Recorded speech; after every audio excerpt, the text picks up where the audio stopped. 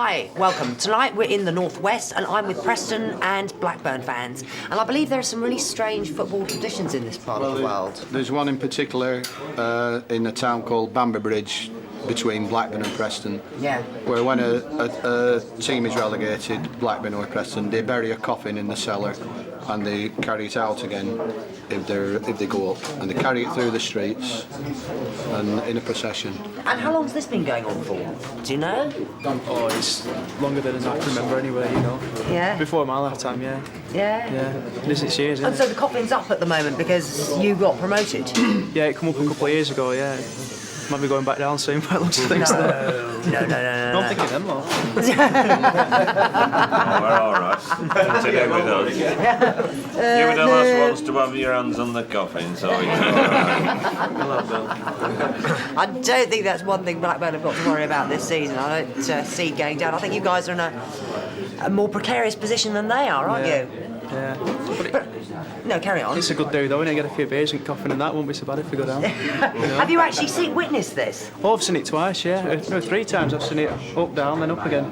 You know, and it's brilliant. It supporters, thousands along the streets and that, and you have, like I say, you know, priest with cleric at front and that, walking along and then coughing up back of a, you know, sort of van and that, and, you know, this big procession. It's brilliant. Oh, fantastic. Yeah, right big day out.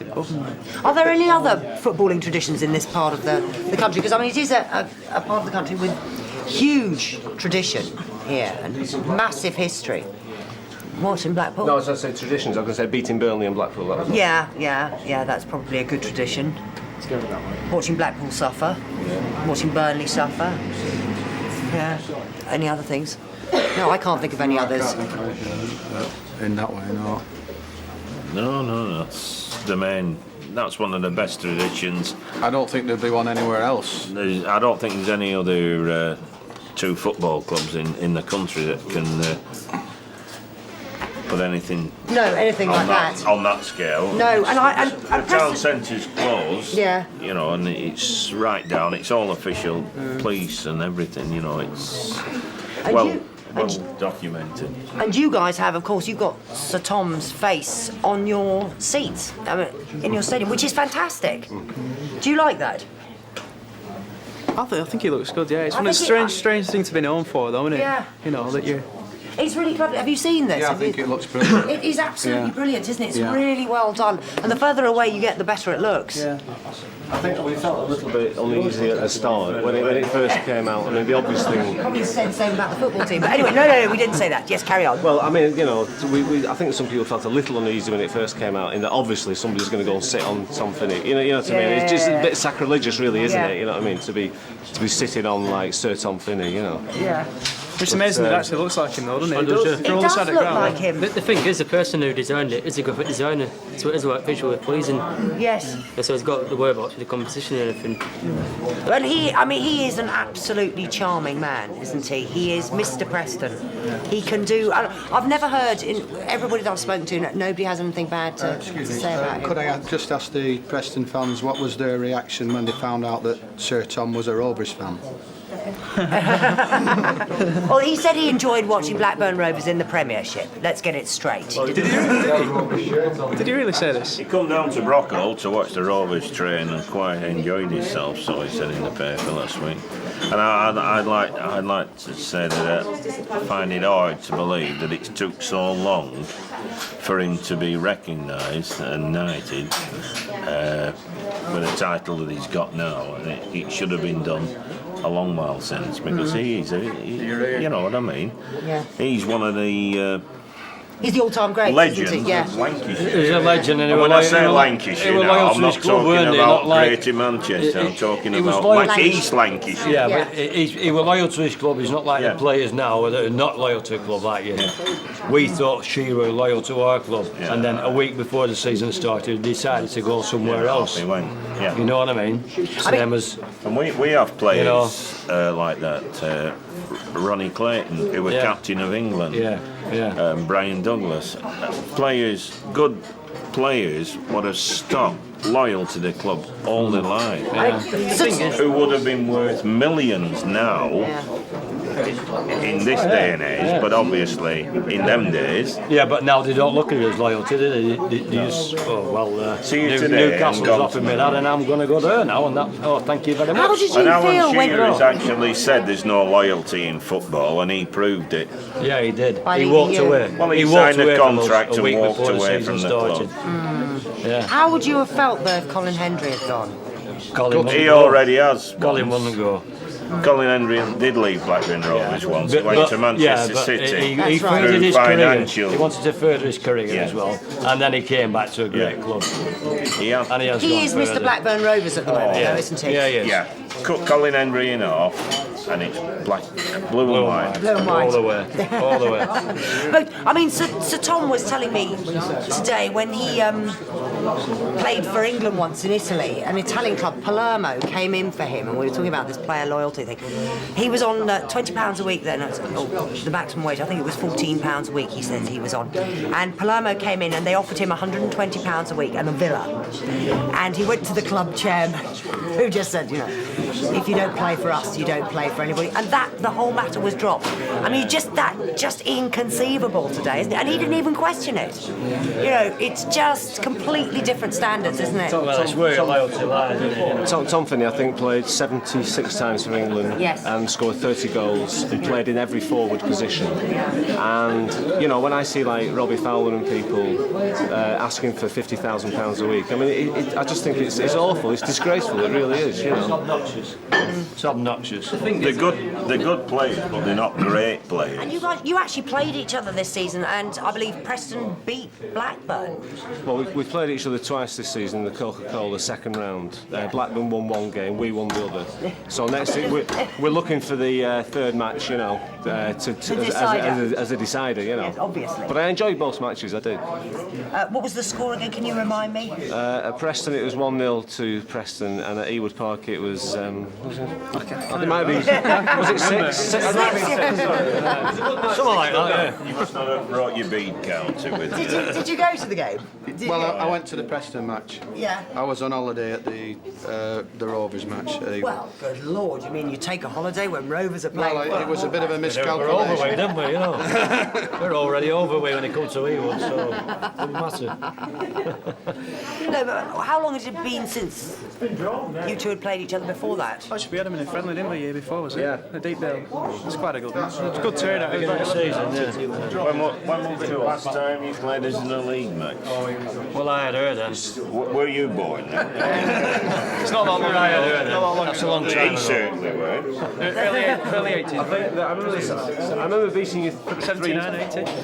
in the 60s. I remember beating you 3-0 at Deepdale one night. There was about 30,000 there, and the fans used to stand next to each other. You know, do you remember that? They used to Blackburn and Preston fans stood next to each other. That must have been when Ali Kendall was playing, wasn't it? I think it was 2-0. I remember Ernie Hannigan scored for Preston. I remember going to Preston and Blackburn beat Preston 5-2 on a foggy Saturday afternoon. You couldn't see one end and another. We still scored 5 goals. The only reason, you have some quite strong opinions on Preston's ability and potential, don't you? I mean, these aren't. I mean, I like Blackburn Rovers as a club. These aren't some kind of like local rivalry. Let's have a go at Blackburn Rovers. I was born in Preston. I went to school in Blackburn, so I know both towns. And I just think that geographically, Preston, if we had a Jack Walker, I think that we probably have slightly more potential for more support than Blackburn Rovers. In that Blackburn is isolated a little bit in East Lancashire, whereas we can pull more from the Foul Coast and up to. And the Rovers fan here agrees, you know. And also, because you're bang in the middle of Bolton, Preston, We're still If he right wasn't in the in the middle. centre, Burnley. You're right in the middle, aren't you? I mean, if you go to Burnley, there's nothing between Burnley and Halifax. Yes. So they've got a huge area to draw from. Yeah, they have a draw on. Whereas we are surrounded by Bolton, Preston, They have a draw With over a in population of York. There's120,000 a and natural triangle in the to get northwest, 20,000 and a it's week is not bad, I Liverpool, think. Manchester, and Preston.